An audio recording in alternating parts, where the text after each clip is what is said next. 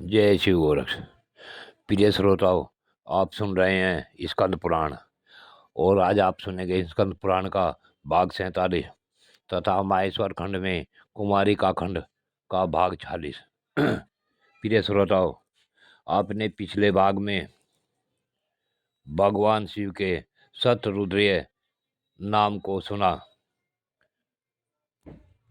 इसका पाठ करने से प्रभु रुद्र प्रसन्न होते हैं। अब इससे आगे की कथा आज इस भाग में 47 में सुने। श्रोताओं, नारद मुनि अर्जुन से कहते हैं कि अर्जुन, यदि धर्म, अर्थ, काम, मोक्ष की प्राप्ति का विचार बुद्धि में आता हो तो भगवान शिव की भली भांति आराधना करनी चाहिए। जो प्रतिदिन प्रातः काल उठकर इस शतरुद्रीय का पाठ करेगा, उस पर प्रसन्न हो भगवान शिव उसे सभी मनोवांछित वर प्रदान करेंगे। भगवान सूर्य ने मुझे इसका उपदेश दिया था। शतरुद्रीय का पाठ करने पर मन, वाणी और क्रिया द्वारा आश्रित समस्त पापों का नाश हो जाता है। जो शतरुद्रीय का जप करता है वह रोगातुर हो तो रोग से छूट जाता है, कारागार में बंधा हुआ हो तो बंधन से छुटकारा पा जाता है और भयभीत हो तो भय से मुक्त हो जाता है।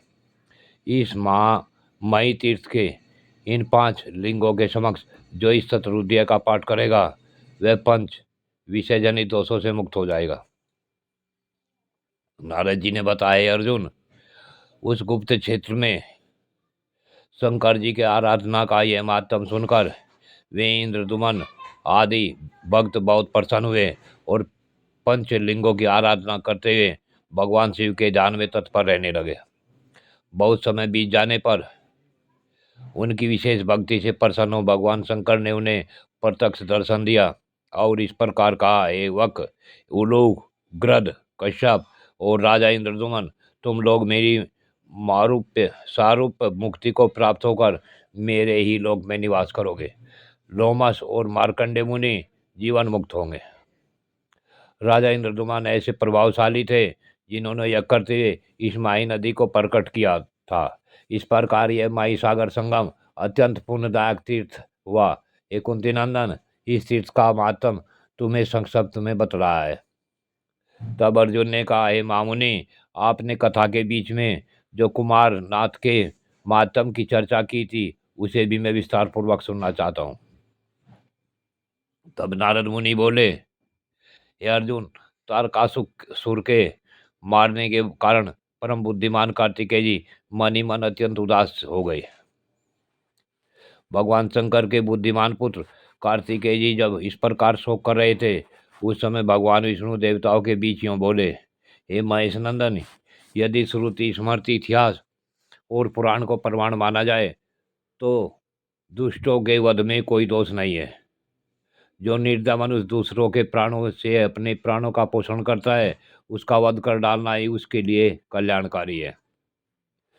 समर्थ पुरुषों द्वारा यदि पापाचारियों का वध नहीं किया जाए तो ये असमर्थ मनुष्य किसकी शरण में जाएंगे तथा संपूर्ण विश्व को दान करने वाले धर्मस्वरूप वेद और यज्ञ कैसे होंगे।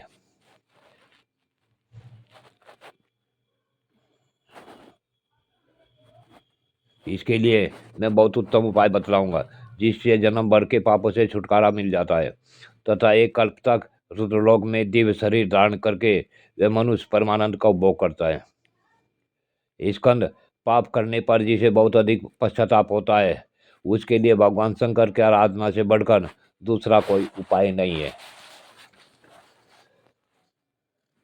त्रिलोकी में भगवान शंकर के सिवा दूसरा कौन ऐसा देवता है जिसका पृथ्वी रथ है, ब्रह्मा जी सारथी हैं, मैं बाणु, मंदराचल धनुष है तथा चंद्रमा और सूर्य रथ के पहिए हैं।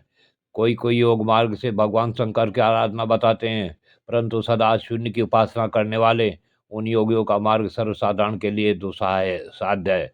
इसलिए जो भोग और मुक्ति दोनों चाहता है उसे उनके लिंग में स्वरूप की ही आराधना करनी चाहिए।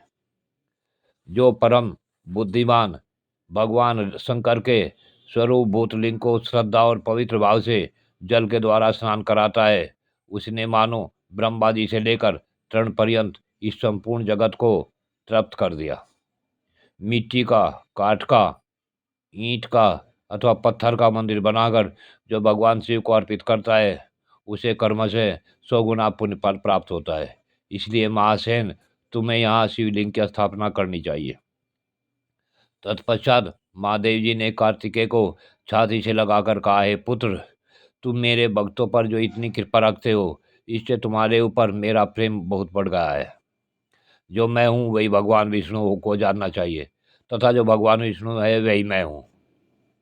जैसे दो दीपकों में प्रकाश की दृष्टि से कोई अंतर नहीं होता, उसी प्रकार हम दोनों में भी किंचित मात्र अंतर नहीं है।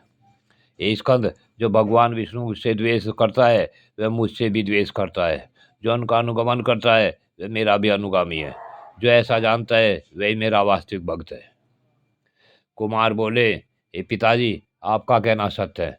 मैं आपको और भगवान विष्णु को एक ही समझता हूँ। भक्तवत्सल भगवान विष्णु ने जो मुझे शिवलिंग स्थापित करने की सलाह दी है, वही बात तारकासुर के वध के समय पहले आकाशवाणी ने भी मुझसे कही थी। अतः मैं सब पापों का नाश करने वाले शिवलिंग की स्थापना करूंगा। यह वह शिवलिंग मेरे पापों को भी शांत करने वाला हो। प्रिय श्रोताओ, आज की कथा यहीं पूर्ण होती है। आगे की भगवान स्कंद की कथा अगले भाग में सुने। जय श्री गोरक्ष।